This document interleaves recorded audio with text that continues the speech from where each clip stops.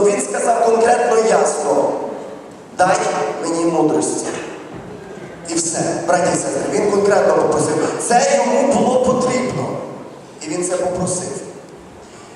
Його життя надальше, він мудрий цар, він управляє державою великою. В його без міри навіть не можна було порахувати дорогоцінностей, там срібла, міді, золота, всяких драгоценностей. Браті і сестри, все це здобув Соломон.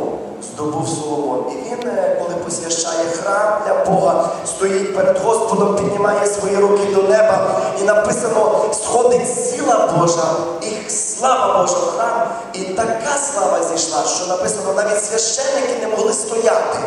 Там був присутній Господь. Присутній Господь був. І слава Господня. І, браті і сестри, це приємно, це хорошо. Цар на своєму місці. Він сидить на троні, але він знає, хто вище нього. Він знає, хто перший має бути в нього на серці. Він знає, хто управляє цією державою. Він знає, хто управляє його життя. Він знає. І як добре, що, браті і сестри, знати, хто руководить твоїм життям. Це приємно. І знати, що руководить Господь. Це добре. Але я прочитав, що він зробив собі престол або трон із слонової кості і обложив його золотом. Браті і сестри, прийшов час, коли і Слово Боже каже в 11 главі 3 книги Царств, що його серце не було вже повністю з Богом, так як батька його Давида. Вже чуть-чуть зайняло щось інше місце в його серці. Браті і сестри, буває таке, правда? Порою буває, що щось так непомітно закрадається в наше серце, і там місце займає. І так було в Соломона. Сидів він на простому троні. Ну, може, там золотом навіть обложений був. Ну, трон, простий трон. Він сидів і, браті і сестри, управляв всією державою, і на троні серця його сидів Господь. Ну, тут він золото має, а слонова кость в той час, то взагалі, браті і сестри, дорогоцінність. Це щось таке тверде, це тверда основа. І він з цієї твердої основи построїв собі престола і усівся в цьому престолі. Браті і сестри, і тоді, коли він осів на ось цей вже престол, з його серця зійшов Господь. З престолу серця його зійшов Господь. Бог сказав: я не можу сидіти. Щось інше захопило престол твого серця. Я не можу. Браті і сестри, ось це слава. Ось це багатство. Ось це основання. Я построю собі престол. Я зроблю собі престол.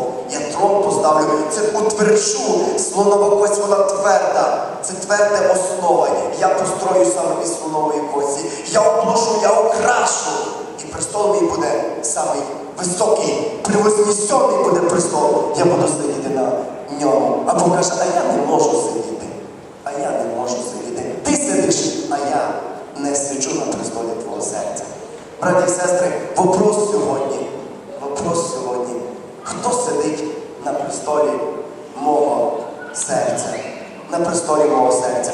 На престолі мого серця. Хто сидить?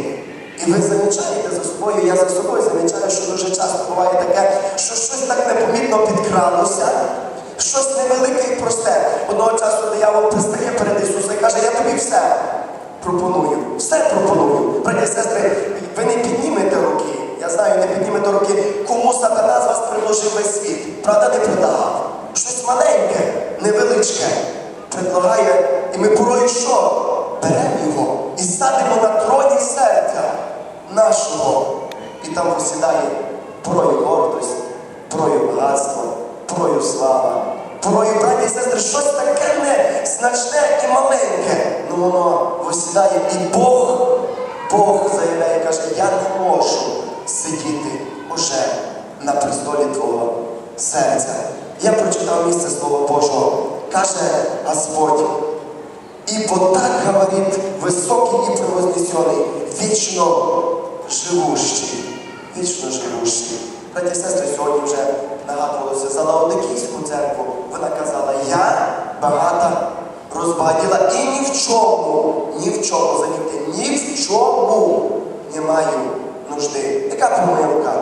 Ні в чому. В тебе є нужда, церква дорога, людина дорога, брат, сестра дорога, молодь дорога. В тебе є нужда в Отці Небесному, в Ісусі Христі. А вона каже, я не маю нужди. Браті і сестри, давайте переглянемо своє серце.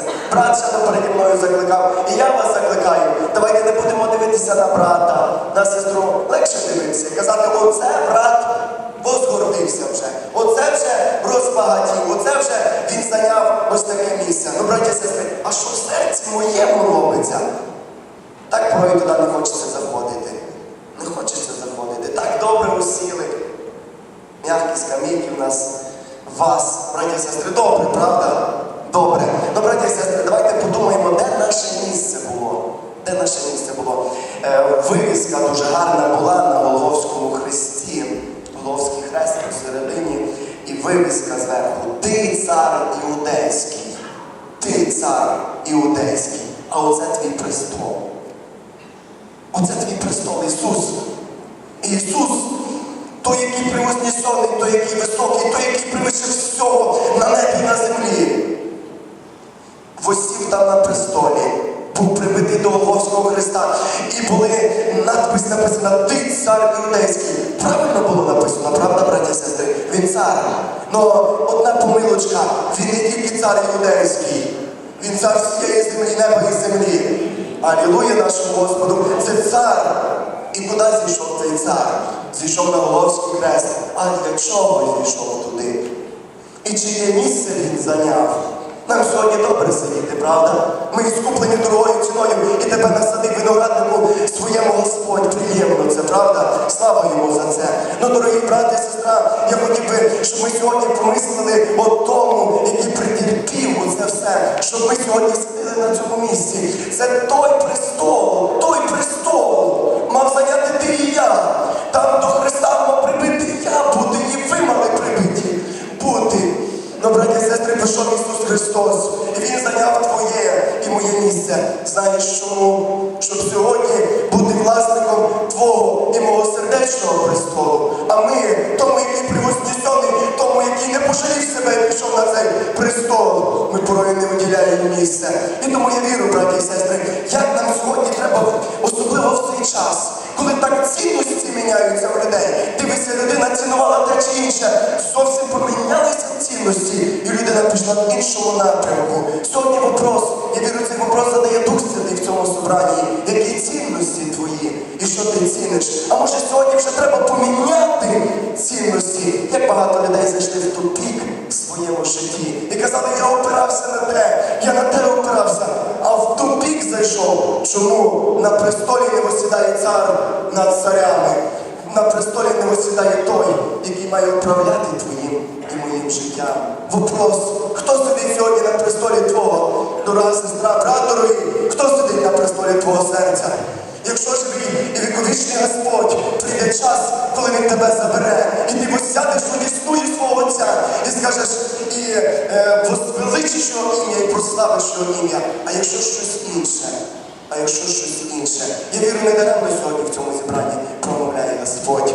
Не даремно. Його слово живе і діяльне. І якщо ти сидиш в цьому зібранні, а бачиш, цінності помінялися, ти стремився в зібрання, ти до молитви стремився, ти вранці і ввечері схиляв коліна і возвишав великого Господа, восхваляв ім'я, а помінялися цінності. І нема вже часу це робити. То сьогодні Господь промовляє в цьому зібранні, возвратись на ту дорогу. Я готовий тебе благословляти. Я готовий благословіння вилити. Я готовий благословити, восівши на твій престол серця. Я готовий поблагословити твоє життя і дати мир і радість в серце. Восів Соломон на престолі, а радість пропала, а мир пропав, а спокою немає. Чому? Бога немає в серці. Бога немає в серці. Якщо відійшов мир, відійшов спокій з твого серця, повір, сьогодні до тебе промовляє Господь. Є мир, радость і Святий Дух для тебе сьогодні в цьому зібранні. Прийди до нього такий, як ти є. Може, далеко вже зайшов в дорогах своїх? Вернися і поблагословить тебе Господь. Ми зараз ще помолимося, браті і сестри. Я